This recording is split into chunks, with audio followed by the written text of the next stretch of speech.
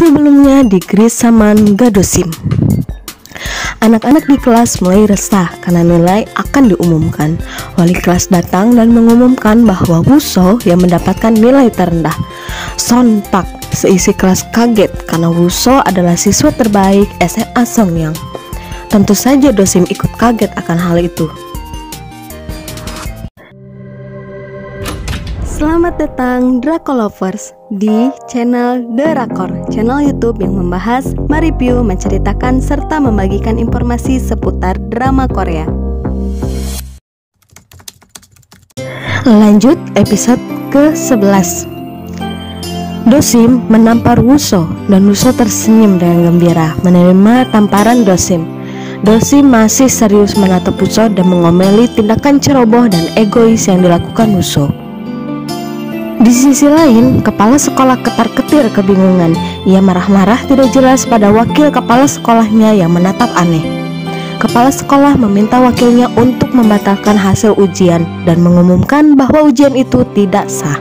Sebab kepala sekolah tidak mengira bahwa Wuso yang malah mendapat nilai terendah, bukan Dosim. Dosim menyadari bahwa jawabannya telah ditukar oleh seseorang. Ya, seperti yang kita tahu, wali kelas yang pernah kesurupan itu menukarkan jawaban Dosim atas titah kepala sekolah. Roh jahat pun mulai memaksa keluar dari berangkas Pak Kepala Sekolah. Pak Kepala Sekolah panik dan berusaha menahan roh jahat keluar. Karena sesuai perjanjian yang berlaku, roh jahat akan menyingkirkan murid dengan nilai terendah. Sehingga ketika hasil ujian diumumkan, roh jahat bisa keluar untuk memangsa murid dengan nilai terendah. Dalam hal ini, dialah Wuso.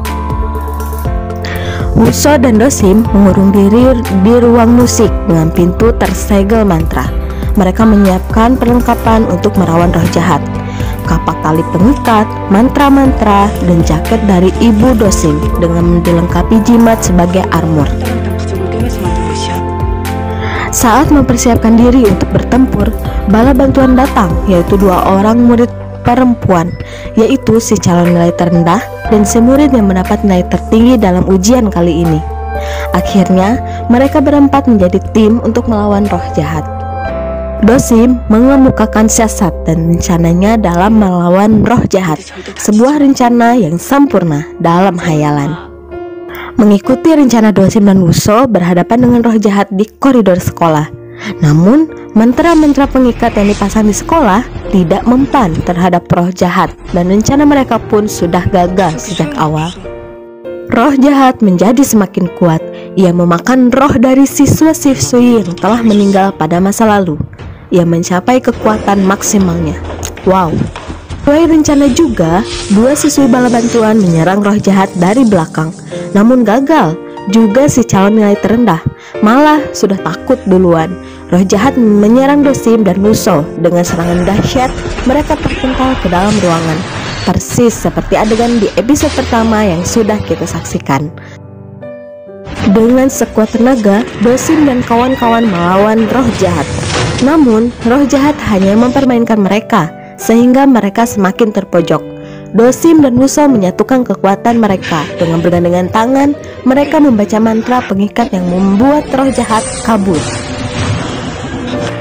Dosim dan Wuso mengejar roh tersebut, namun Pak Kepala Sekolah menghalangi mereka. Terjadi pertengkaran dengan kepala sekolah. Sampai akhirnya, bapak tua ini menusuk dirinya sendiri dengan pisau miliknya sendiri. Dalam keadaan sekarat pun, kepala sekolah ini masih saja ngomel-ngomel. Roh jahat merasuki tubuh Sojang dan akan melompat dari atap.